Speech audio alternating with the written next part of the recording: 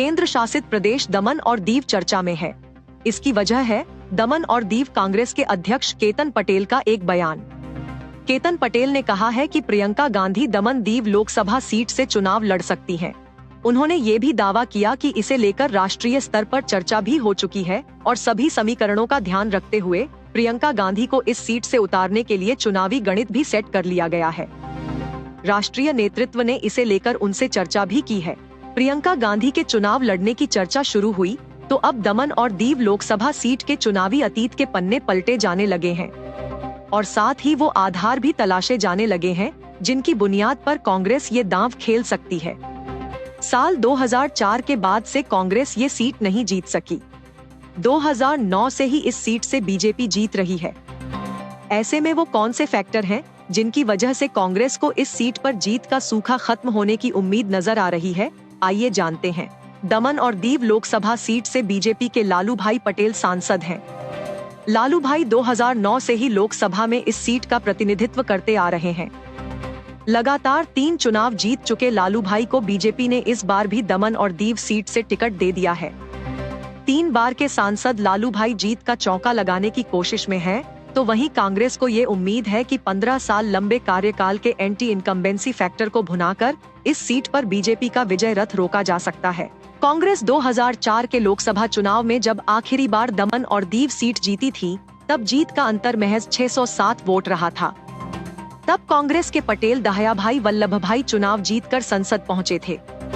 2009 के लोकसभा चुनाव में इस सीट पर कुल 95,382 मतदाता थे, जिनमें से 68,023 मतदाताओं ने वोट किया था। तब बीजेपी के लालू भाई पटेल को 24,838 वोट के अंतर से जीत मिली थी, लेकिन 2014 और 2019 के चुनाव में मोदी लहर के बावजूद जीत का अंतर 10,000 वोट तक भी नहीं पहुंचा। साल 2014 के लोकसभा चुनाव में कुल 1,11,827 में से 87,233 मतदाताओं ने वोट दिए थे। बीजेपी को जीत मिली थी, लेकिन अंतर 9,222 वोट का था। 2019 के चुनाव में 87,469 वोट पोल हुए थे। जीत फिर से बीजेपी को मिली, लेकिन अंतर 10,000 से कम ही रहा।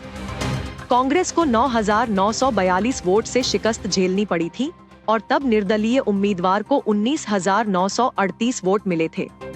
2009 का चुनाव छोड़ दें तो पिछले दोनों चुनाव में इस सीट पर जीत हार का अंतर 10,000 से कम रहा है। केतन पटेल के दावे के मुताबिक कांग्रेस अगर दमन और दीव लोकसभा सीट से प्रियंका गांधी को उतारने पर चर्चा कर रही है, तो इसके पीछे आदिवासी वोटर्स के साथ ही गुजरात के सौराष्ट्र इलाके का वोट गणित भी एक वजह हो सकता है। दमन और दीव की आबादी में करीब 7% भागीदारी आदिवासी समाज की है। आदिवासी कांग्रेस के परंपरागत वोटर माने जाते हैं। गुजरात का सौराष्ट्र रीजन भी केंद्र शासित प्रदेश दमन और दीव से सटा हुआ है। सौराष्ट्र रीजन में 7 लोकसभा सीटें आती हैं: कच्छ, राजकोट, जामनगर, जूनागढ़, पोरबंदर, अमरेली और भावनगर। कांग्रेस नेताओं को ये भी उम्मीद है कि अगर कोई बड़ा चेहरा दमन और दीव से चुनाव मैदान में उतरता है तो इसका सकारात्मक असर सौराष्ट्र में भी देखने को मिल सकता है। आपको ये स्टोरी कैसी लगी, हमें कमेंट सेक्शन में जरूर बताएं। ऐसी ही स्टोरीज और अपडेट्स पाने के लिए सब्सक्राइब करें आज तक AI।